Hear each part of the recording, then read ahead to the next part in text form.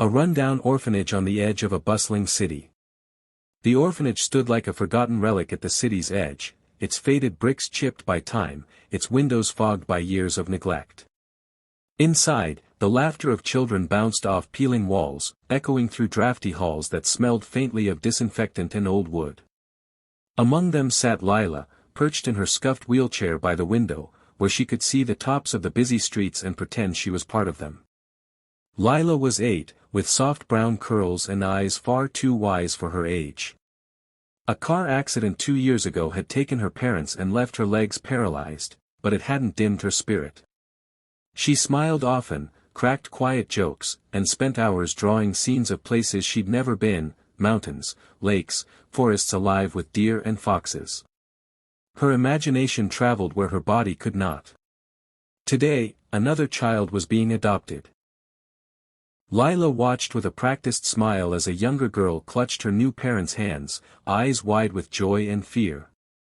Lila clapped politely with the others, but inside, the now familiar ache returned. Miss Clara, the orphanage headmistress, approached with gentle steps and a heart heavy from repetition. She knelt beside Lila's chair, brushing a curl from her cheek. "Maybe next time, sweetheart," she whispered. Lila nodded silently, her pencil already returning to her sketchpad. This time, she drew a little wooden cabin tucked between tall trees. Her eyes focused, her heart hopeful, as if somehow, she could sketch the very person who might one day walk through the door and choose her, not out of pity, but out of love. A remote cabin deep in the mountains, surrounded by towering pines and snow-capped peaks. The wind whistled through the trees, brushing against the weathered walls of a log cabin nestled high in the mountains. Smoke rose steadily from the stone chimney as Elias, a tall, broad-shouldered man in his late 40s, split firewood with practiced ease. His beard was thick, flecked with gray, and his eyes carried the quiet weight of years lived in solitude. A loyal old dog named Bruno sat nearby, watching with calm eyes, his tail thumping the snow occasionally. Inside the cabin, the air was warm and smelled faintly of pine and black coffee. The walls were lined with handmade shelves filled with books, tools, and faded photographs. One frame stood out, a younger Elias, smiling beside a woman with kind eyes and a round belly. That photo hadn't moved in years, though the woman had been gone for nearly as long. Elias had come to the mountains after life below had left him hollow. Infertility had shattered the dream of starting a family, and grief, slow and heavy, had driven a wedge between him and his wife until even love couldn't bridge the silence. When they finally separated, Elias fled to the woods. Not to escape, but to find peace. One morning, while sorting through his rarely checked mail, Elias came across a brochure from a city orphanage, sent by a cousin who worked with children.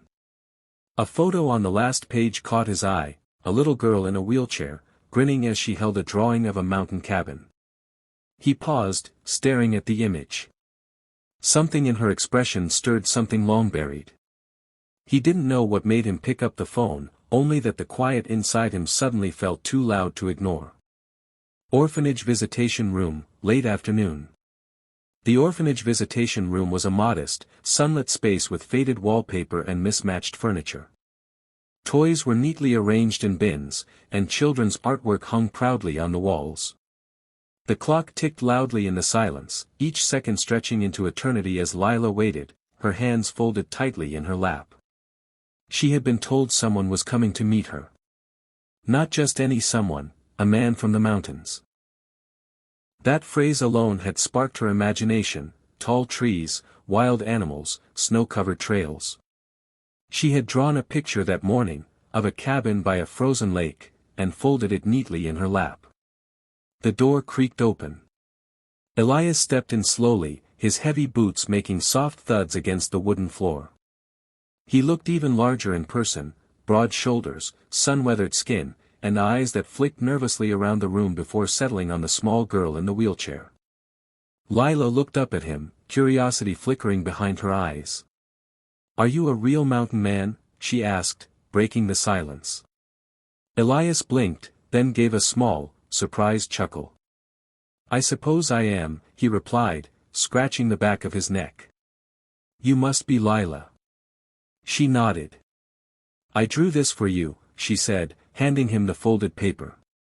He opened it carefully, his rough hands oddly gentle, and found a sketch of a cozy cabin surrounded by towering pine trees. "That looks a lot like home," he murmured, almost to himself. They sat together, awkward at first.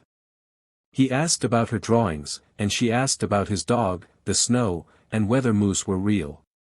As the conversation deepened, the stiffness faded. Their words were few, but meaningful. From the hallway, Miss Clara watched quietly. For the first time in months, Lila looked at someone not with hope, but with trust. When the visit ended, Elias stood by the door, hesitating. Then he turned to Miss Clara and said, "I'd like to take her home." Elias's cabin and the wild, rugged landscape surrounding it. The winding road up the mountain had been rough, but Lila's excitement never wavered.